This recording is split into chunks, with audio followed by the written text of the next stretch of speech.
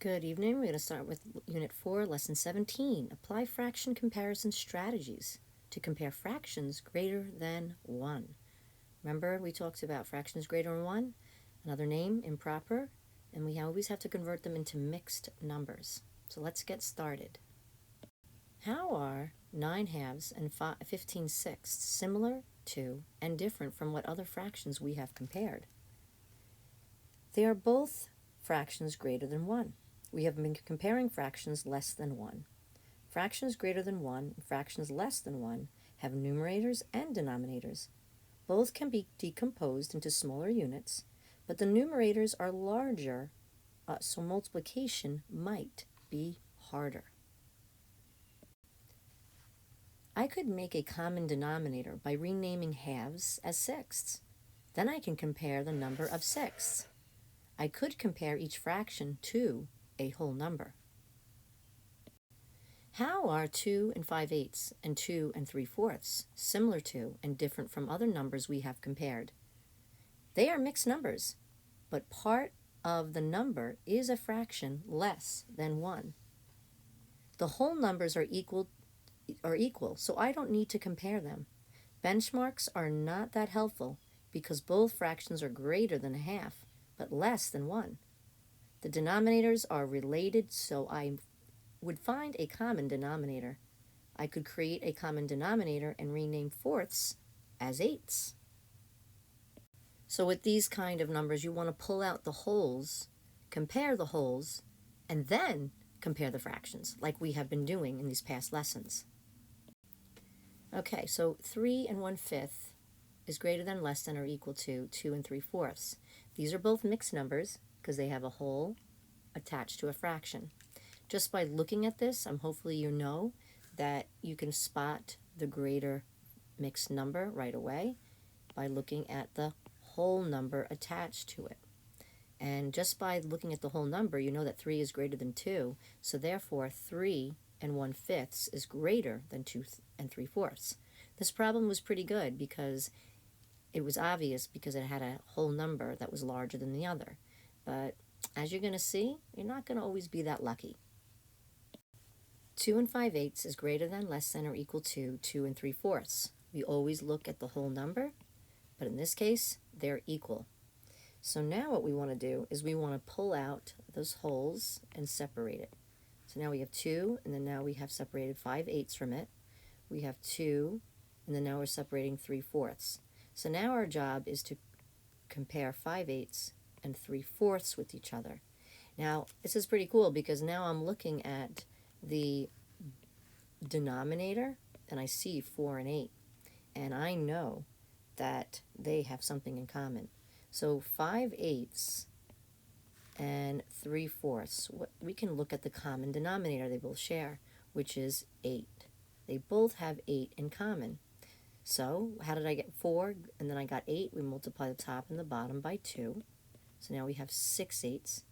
And then we multiply, how I got 8 to 8, well, I just multiplied by 1. So we're doing the same thing here. So we have 5/8 and 6/8. So just by looking at that, we know that 2 and 3/4, because 6/8 is larger than 5/8. So 2 and 3/4 is larger than 2 and 5/8, which just makes sense because if you look at 3/4, 3/4 is 1/4 away from being another whole, which would have given us 3. So again, benchmarks are coming in very handy here, and so is finding the common denominator. All right, next one we have 2 improper fractions, or fractions greater than 1. 7/6 is greater than, less than, or equal to 13/12. And in this one, we're going to want to find the common denominator, which really makes sense because look at 6 and look at 12. They have a common denominator. They do. It's 12. So we're going to multiply 7 and 6 by 2, and then we're going to get 14/12. And then we multiply, and we also get 14/12 because we're not changing anything, so it just still becomes 13/12. So now we can compare these two fractions. So let's say, so we have 14/12, comparing that to the 7/6, and we have 13/12. That one never changed. So who's greater? 7/6. 7/6 is greater than 13/12. We also could use this same problem by doing the reason about the unit size, by pulling out the units. And in this one, we pulled out 6/6 to represent a whole, and how much we have left. How many units do we have left? We have 1/6 left. Same thing with 13/12. We have 12/12, which represents a whole, and then we have 1/12 left, a unit of 1/12 left. So just by looking at this, 1/6 is greater than 1/12, and 7/6 is greater than 13/12. So that's how we knew that 7/6 is greater than 13/12. 15/8 is greater than, less than, or equal to 5/2. Again, this is fractions greater than 1. They're improper fractions.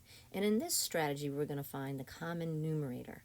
So again, the numerator is the top numbers of a fraction, and these are the ones that we're going to try to fix, and just so we can compare. So now we have 15 and 5. They do share a common numerator. They share 15. So if I take 5/2 and I try to get 5/2 where I have 15 in the numerator, we need to multiply the top and the bottom by 3. Now to get 15/6. And then we can compare it to 15/8. And we know that because 15/6 is definitely greater than 15/8. So 5 15/6. So 5/2 is greater than 15/8. Work? Yeah, no. But sorry guys, you got 2 more problems. Let's get started.